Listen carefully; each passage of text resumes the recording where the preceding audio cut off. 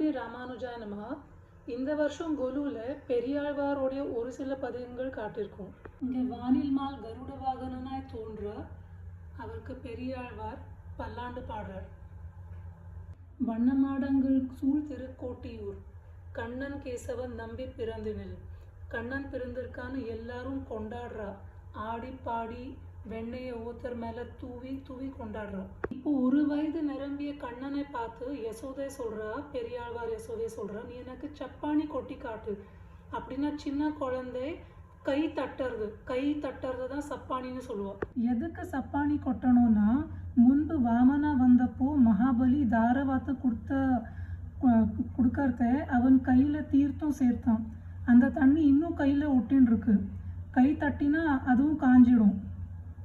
கை தட்டர்ச்ச ஆபரணங்கள்லாம் ஒலி எழுப்ப, பற்கள் ஒளி வீச, குழல்கள் அசைய அசைய ஆசையோட கை தட்டணுமா. பெரியாழ்வார் யசோதை கெஞ்சாத குறையா கேட்டுன்னு இருக்கா. ஆனால் விஷமக்கார கண்ணன் முதல்ல நந்தகோபன் மடியில் உட்காந்து சப்பானி கொட்டிட்டான். இரண்டாம் தடவை வேண்டா விருப்பா கை தட்டிட்டான். கண்ணன் ஏனோ தானும் சப்பானி கொட்டி காட்டினா. ஆனால் பெரியாழ்வார் யசோதை அதை ஒத்துக்கலை. நீ எனக்காகவும் சிரிச்சுண்டு சப்பானி கொட்டுன்னு சொன்னான். கண்ணன் சொன்னான், 2 தடவை சப்பானி கொட்டியாச்சு, நீங்கள் இழுத்த இழுப்புக்கெல்லாம் நான் வருவேன் நினச்சேடா. பெரியாழ்வார் யசோதை சொல்கிறான், ஆமாம் நீ அப்படிதான். திருக்குடந்தையில் ஒரு சமயம் நீ திருமணிசை ஆழ்வார்க்காக எழுந்துக்க ஆரம்பித்த அவருடைய பிரார்த்தனை கேட்டு.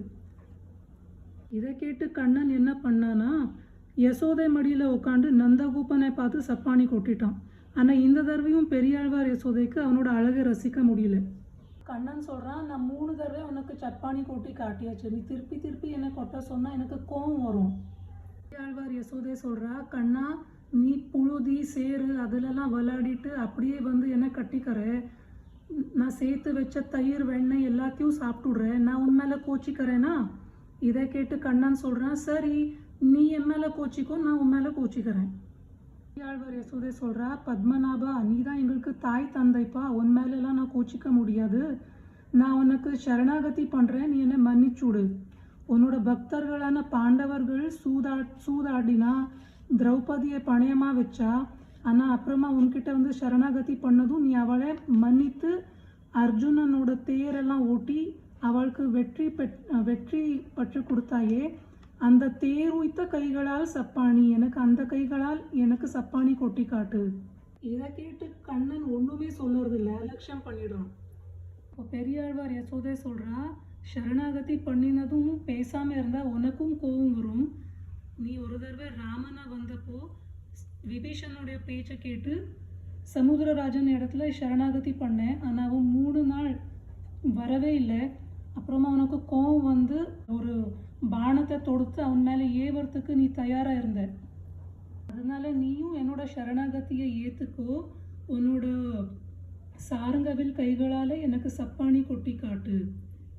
இதுக்கு குட்டி கண்ணன் சொல்கிறான், அம்மா எனக்கும் சப்பானி கொட்டணும்னு ஆசையாக தான் இருக்குது, ஆனால் எனக்கு சப்பானியே கொட்ட தெரியாது. அதுக்கு பெரியாழ்வார் யசோதை சொல்கிறா, நீ செய்ய முடியாத காரியம்னு உண்டா? தண்ணீரை பயந்துக்கிற குரங்குகளை வச்சு கடல்ல சேத்து கட்டினியே, எனக்கு சப்பானி கொட்டி காட்டு. நெருக்கிய கைகளால் சப்பானி, நேமியங்கையனே சப்பானி.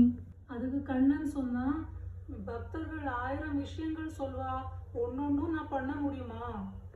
இப்படி நீ சொல்லலாமா கண்ணா? ஒரு பக்தனான பிரஹ்லாதனுக்காக நீ நரசிம்மனா வந்து ஹிரண்யகசிபுவை வதம் பண்ணியே. அந்த பிளந்திட்ட கைகளால் எனக்கு சப்பானி கொட்டி காட்டு. அதுக்கு குட்டி கண்ணன் சொல்கிறான், எனக்கும் ஆசையாக தான் இருக்குமா, ஆனால் 3 தடவை கொட்டிட்டேன், திருப்பியும் சப்பானி கொட்டி எனக்கு கை வலிக்குமோன்னு பயமாக இருக்குது.